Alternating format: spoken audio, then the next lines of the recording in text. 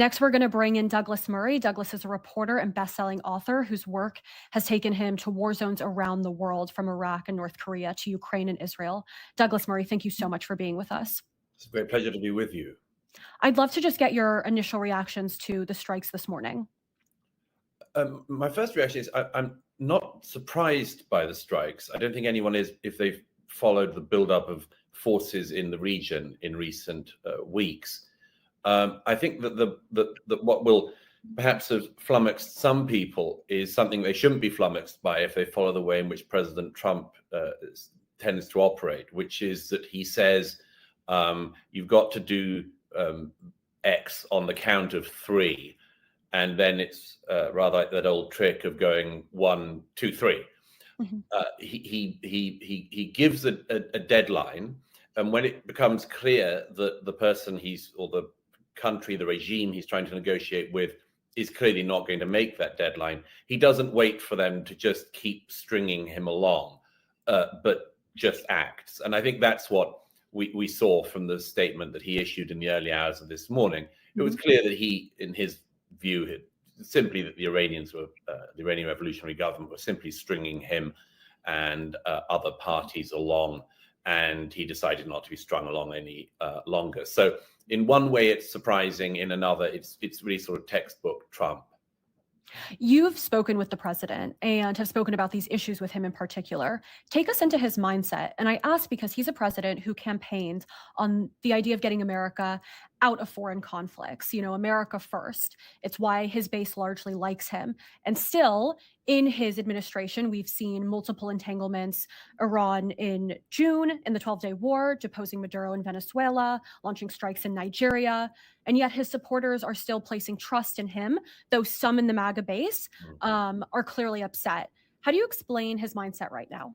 Well, I think it's crucial just to pick up on one word you used. You used the word entanglements, and I think that's exactly the opposite of what President Trump's foreign policy has been. Explain that.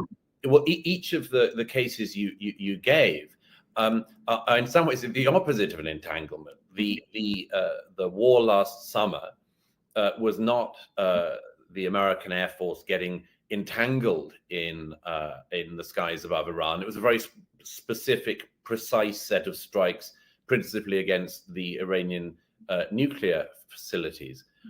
Same thing with Venezuela. It was a surgical, very swift and very successful operation to get Maduro, and then straight out again.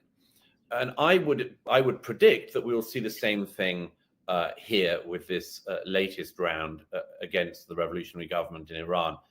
The last thing that President Trump wants to do is to get entangled anywhere. You're quite right. He campaigned that America would not get into forever wars, that it has to have troops on the ground in foreign countries for, as it has happened after 9/11, decades. It's quite the opposite of that. He wants very precise, targeted, sharp interventions, and on this occasion, with a very stated aim, as with the Maduro raid, a very stated aim of taking Maduro out from Venezuela and bringing him to justice in America. On this occasion, the stated aim of the president is that he wants to take the actions that he's taken, the orders of that he's given to the American Air Force, and that now he's asked the Iranian people to take their future into their hands. There is no desire in the administration in Washington to get entangled in Iran. And I just would add one other thing. I think one of the important things in the thinking of the administration, not as the president, but the administration as a whole, is that, of course, it has, as a lot of Americans have, post 9/11 forever wars fear. There's no doubt about that. But there is a very important longer term picture, which your previous guests have observed, which is that the regime in Iran that has been there since 1979 has been a stated enemy of the American nation since 1979. Donald Trump made sure in his statement this morning to mention that fact, that this is the regime that chants death to America and has done now for some 47 years. President Trump, has seen a window with allies in the region. He's seen a window to act and to encourage the Iranian people to act and to take this into their hands, but not forgetting that long-term issue that America has had with the revolutionary government in Iran. The long-term issue, including, just briefly, of course, and it's always worth remembering this, and he mentioned it in his statement this morning, remembering that, among other things, one of the reasons why Iraq went so very badly wrong after 2003 was because of the revolutionary government in Iran, was the fact that it was the Iranian forces who were handing IEDs over and taking them over to Iraq that blew up American service personnel. From mentioning the Beirut Marine barracks bombings to those post-2003 endless attacks on American troops in Iraq, President Trump has clearly said, we will once again remind people that there is a price to pay for attacking American troops and American interests. Vice President J.D. Vance said that there's no way that military action in Iran would lead to a drawn-out war. And obviously, the administration doesn't want entanglement. The American people don't want entanglement. But do you think it's possible for Trump to achieve the aims of this war without drawn-out involvement? I think it is, absolutely. The surgical strikes on senior figures in the regime is absolutely crucial. But of course, as I say, the second stage is the stage that is in the hands of the Iranian people themselves. I think there are lots of things that it's important to understand about President Trump and his foreign policy, which often gets misunderstood. But one of them is that crucial thing that when he says something, he does mean it, and he does invariably act on it. You've noticed in recent weeks the number of people who said President Trump said to the Iranian people when they came out onto the streets that if he said to the regime that if they carried out mass executions as they were threatening to do, America would step in. The regime in Tehran stepped back from some of the public executions, but it didn't stop the executions going on. It didn't stop the endless massacring of the Iranian public that turned out. But when Donald Trump said, we're going to come in on your side, the side of the public, and then it took a while, there were people who said, you see, he's let them down. He didn't mean it. I go back to this point. It tends to be the case that when President Trump says that he's going to do something, he does do it. And clearly, this is the window in which he's seen an optimal chance to attain his objectives. I want to talk about Tucker Carlson for a second. Tucker this morning said that the attack on Iran was, quote, absolutely disgusting and evil. Reporting suggests that he's lobbying against the move and has implied that it will splinter the president's base of support. We can have seen that's already happened throughout other foreign involvement. What do you think of Tucker's response?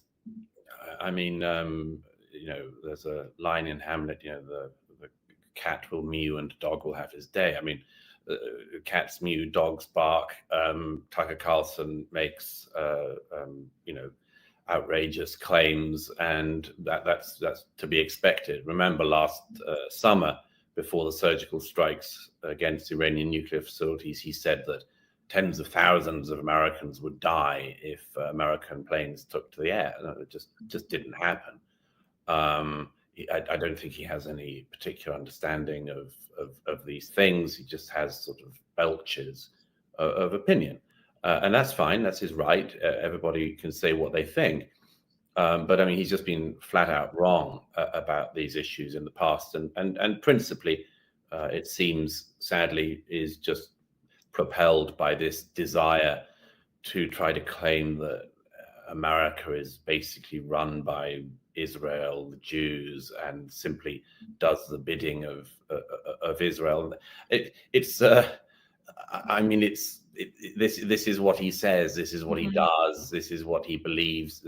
I'm afraid there's a number of formerly serious and prominent figures who just see everything through this lens these days. But it's important not to get distracted from what the actual story is, which is that the Iranian people have been repressed by this regime since 1979.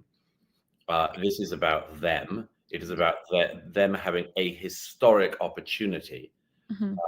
to actually take their country back. And just think of the number of times in recent decades, including the Green Revolution in 2009, think of the number of times that the Iranian people have come out onto the streets to try to protest this regime in their country, even to try to topple it. Every time those internal security forces, you were just talking about the Basij militia and others, use unbelievable, brutal violence against the people and make sure that they get off the streets. This seems to be the best opportunity the Iranian people have had since 1979 to actually get their country back. And that is the most important thing at the moment, not the belches of various. Just one more on it, though, because, Tucker might be wrong and outrageous, but he has a huge following and massive influence, particularly for a portion of the American right. Why do you think his followers, his fans, others on the right are so susceptible to his views and the sort of like conspiratorial line of thinking?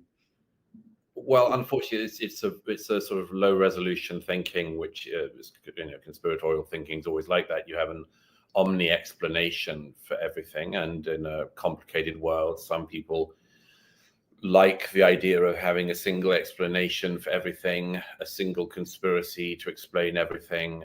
But flattering as that can be, and simple as it is for many people, it's never a good prism to look at everything. I mean, just consider the fact that, for instance, even this morning, a government like that in the UK, which is led by a prime minister who's once again, it's a sort of rather comic in a way, in a difficult time, but once again has done a press conference in which he said, "I just want to make completely clear that we are not involved in this," as if anyone thought that they were.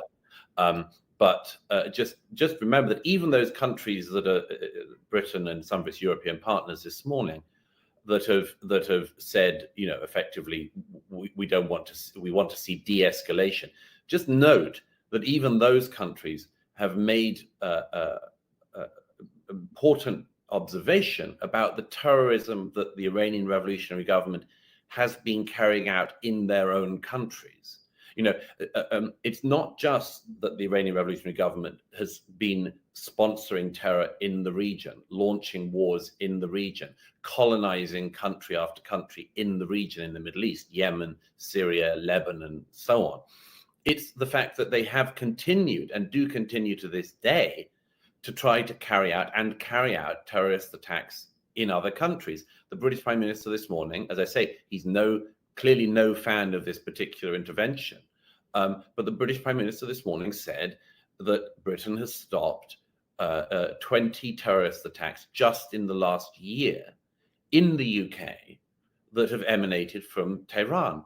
Now, that's not a small thing, to have a terrorist regime that continues to send cells, to send munitions, to send hit squads, to carry out terrorist attacks in the UK, in Europe, in the United States of America. That's countries like the UK and some of its European allies have taken the view that that's intolerable, but they tolerate it. President Trump, by contrast, has taken the view that that's intolerable, and therefore he will not continue to tolerate it. And if this is the short surgical war that I would expect it to be, then there will be some howling from some of the MAGA base, some of the prominent podcasters and so on. Mm-hmm. But I think they will continue to make outrageous claims that turn out not to be true. And it's not just on the right. I mean, on the left, we have Zohran Mamdani, and this was the state who's, sort of the face of the Democratic Party right now. And just minutes ago, he put out a tweet that says, "Today's military strike on Iran, carried out by the United States and Israel, mark a catastrophic escalation in an illegal war of aggression, bombing cities, killing civilians, opening a new theater of war. Americans do not want this. They do not want another war in pursuit of regime change. They want relief from the affordability crisis. They want peace." I'm skipping around a bit, but he added, Additionally, I want to speak directly to Iranian New Yorkers. You're part of the fabric of the city. You are our neighbors, small business owners, students, artists, workers, and community leaders. You'll be safe here. What do you make of that response from Mamdani and that statement on the left? Well, I mean, Mamdani has not succeeded in clearing the snow from the streets of New York, and he hasn't succeeded in clearing the piles of rubbish on the streets of New York. So, of course, for him, as a very ideological person, for him, this is a sweet spot to not have to deal with snow plows, but instead to make grandiose foreign policy statements about issues over which he has absolutely no say, no influence, and much more. Of course, if he does mean it, of saying to Iranian New Yorkers they're safe, which is important thing to say, he should have added, of course, shouldn't he, the caveat that that would include critics of the regime who have had Iranian death squads sent to their homes in New York, such as a hit squad sent to kill an Iranian exile critic of the regime in Brooklyn just a short while ago. Mamdani can't say that, of course, because that would require him to make an overt criticism of the revolutionary government and its ideology in Tehran. So instead, he does this a mixture of grandiosity and vagueness about it. Yes, I mean, that's what he should say. He should say, critics of the Iranian regime living in New York will be safe. That would be worth doing. What do you make of the possibility of Reza Pahlavi taking over if the regime falls? You've met him. Do you think he's the right leader that Iran needs right now? I think that this is a very tricky corner. There are many people in Iran and in the diaspora who do not simply want a return of the Pahlavis. My view with Reza Pahlavi is that it's important to take seriously his proposal to be an interim leader who could cohere the various factions inside the country and out. This proposal, which he's had on the table for quite some time now, is definitely worth taking seriously. There has always been a problem, and again, you've referred to it with previous guests, there's always been a problem internally and externally since 1979 with the number of different factions that exist. I remember in 2009, the protests against the regime opposite Iranian embassies around the world tended to have the protesters themselves segmented into different sections. I mean, 5 or so different sections, because the monarchists couldn't be in the same pen as the communists, and so on. And I remember a friend of mine, an Iranian exile, saying to me back then in 2009, we can't even unite when we're in opposition to the regime. And that's always stayed with me. There are all these factions. It would be disastrous if the forces inside Iran that are opposed to the regime and the forces outside that fell into factionalism. And that's why I do think that Pahlavi's most important role is if he could act as that convening figure. It's about the best thing I've seen on the table in the last year. But it's important again to state that this would mean that the future of the Iranian people is in the hands of the Iranian people. I think what many people would be opposed to is a leader being imposed on the country. But again, that's not in the Trump playbook, and I don't see it being anytime soon. One final question for you. There's a way of reading what's unfolding right now, these military strikes, and drawing a direct line to October 7th, 2023, when Hamas, unleashed a massive attack, the largest on Jewish life since the Holocaust. Talk to me about that, about how that day reshaped the region and in some ways indirectly set the first domino onto what we're seeing today. Well, it's interesting. In my latest book on democracies and death cults, there's a reason, which is about the last 2 years of war and the post-October 7th war. there's a reason why I started it with an account of the Ayatollah Khomeini returning to Tehran from Paris, which is that's where I see this war having begun. And that's the war that we might be now, I hope we are, in the end stages of.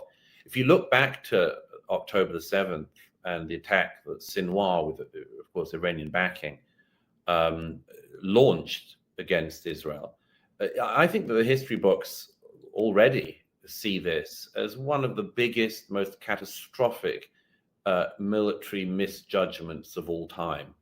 When Sinwar launched the October the 7th massacres, the invasion of Israel by Hamas and others from Gaza, when he did that, I think, although he was obviously himself a psychopath and wouldn't have cared about this judgment or the judgment of history, just consider if he'd have ever expected that this terrible action of his would lead to the decimation of Hamas's leadership across the region, including in places they thought they were safe, lead to the destruction of the Iranian proxy of Hezbollah in Lebanon, including the killing of Hezbollah's leader, Hassan Nasrallah, would lead to the fall of Assad in Syria, and then would lead last summer to the destruction of the Iranian revolutionary government's nuclear capabilities.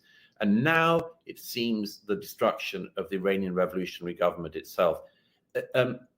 Sinwar was just one arm of this octopus, but the head of it in Tehran looks like it could itself now be decapitated, all coming as a consequence of what Sinwar did on October the 7th.